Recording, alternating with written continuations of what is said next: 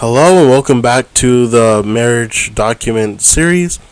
Today we're going over the topic of care of little children. And as you can see here of this video, already going by times two, but anyway, my mouse is near the like button at the bottom. And if you hover over the video, on the bottom right you see the gear, click that. See playback speed, click that. And you scroll down and you can click times two or whichever speed you'd like. This makes my voice go faster, but you'll still be able to understand what I'm saying. And the purpose of me saying this is that I am slow of speech at times and may have some pauses. So to make listening to me more bearable, I'd advise you to play around with the speed. Alright? Continuing on. Correct attitudes for the nursing mother. The best food for the infant is the food that nature provides. Of this, it should not be needlessly deprived.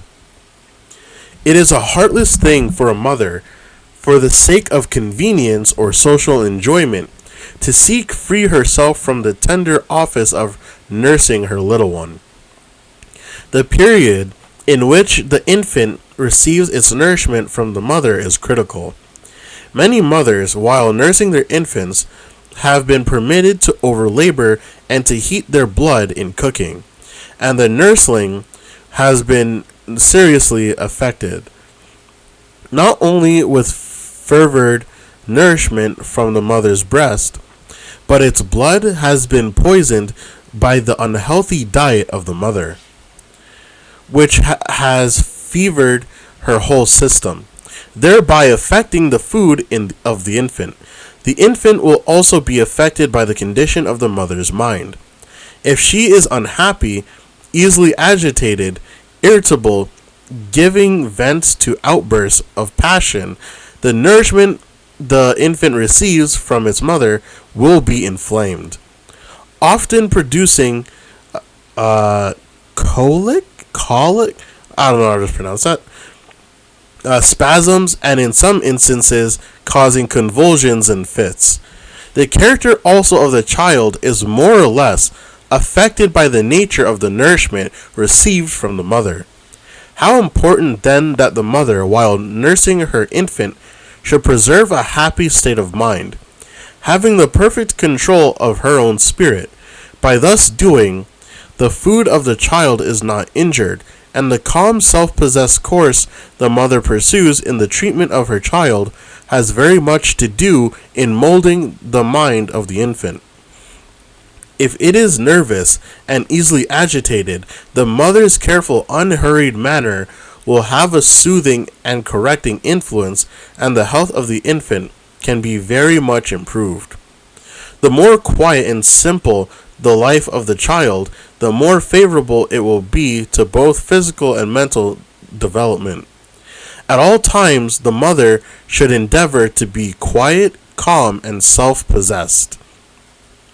Food is not a substitute for attention. Infants have been greatly abused by improper treatment.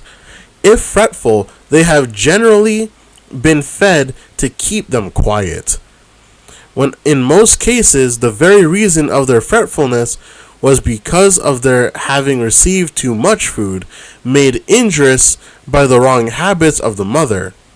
More food only made the matter worse, for their stomachs were already overloaded. Children are generally brought up from the cradle to indulge the appetite and are taught that they live to eat. The mother does much toward the formation of the character of her children in their childhood. She can teach them to control the appetite, or she can teach them to indulge the appetite and become gluttons. The mother often arranges her plans to accomplish a certain amount through the day, and when the children trouble her, instead of taking time to soothe their little sorrows and divert them, something is given them to eat to keep them still, which answers the purpose for a short time, but eventually makes things worse. The children's stomachs have been pressed with food when they had not the least want of it. All that was required was a little of the mother's time and attention, but she regarded her time as altogether too precious to devote to the amusement of her children. Perhaps the arrangement of her house in a tasteful manner for visitors to praise, and to have her food cooked in a fashionable style, are with her higher considerations than the happiness and health of her children. Food to be wholesome and inviting but simple. Food should be so simple that its preparation will not absorb all the time of the mother. It is true, care should be taken to furnish the table with healthful food prepared in a wholesome and inviting manner. Do not think that anything you can carelessly throw together to serve as food is good enough for the children. But less time should be devoted to the preparation of unhealthful dishes for the table to please a perverted taste, and more time to the education and training of the children. Preparing the baby's layat, you guys know how to pronounce that. In the preparation of the baby's wardrobe, convenience, comfort, and health should be sought before fashion or a desire to excite admiration. The mother should not spend time in embroidery and fancy work to make the little garments beautiful, thus taxing herself with unnecessary labor at the expense of her own health and the health of her child. She should not bend over sewing that severely taxes eyes and nerves, at a time when she needs much rest and pleasant exercise. She should realize her obligation to cherish her strength, that she may be able to meet the demands that will be made upon her.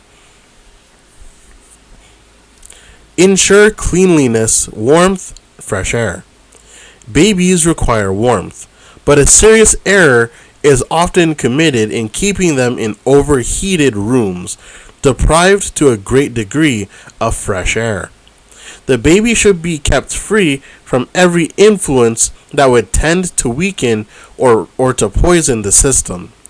The most scrupulous care should be taken to have everything about it sweet and clean, while it may be necessary to protect the little ones from sudden or too great changes of temperature. Care should be taken that, sleeping or waking day or night, they breathe a pure, invigorating atmosphere. The care of children in sickness. In many cases, sickness of children can be traced to errors in management, irregularities in eating, insufficient clothing in the chilly evening, lack of vigorous exercise to keep the blood in healthy circulation, or lack of abundance of air for its purification, may be the cause of the trouble. Let the parents study to find the causes of the sickness and then remedy the wrong conditions as soon as possible. All parents have it in their power to learn much concerning the care and prevention, and even the treatment of disease. Especially ought the mother to know what to do in common cases of illness in her family. She should know how to minister to her sick child. Her love and insight should fit her to perform services for it, which could not so well be trusted to a stranger's hand. And this is the end of this chapter, and I'll see you guys in the next one. Later.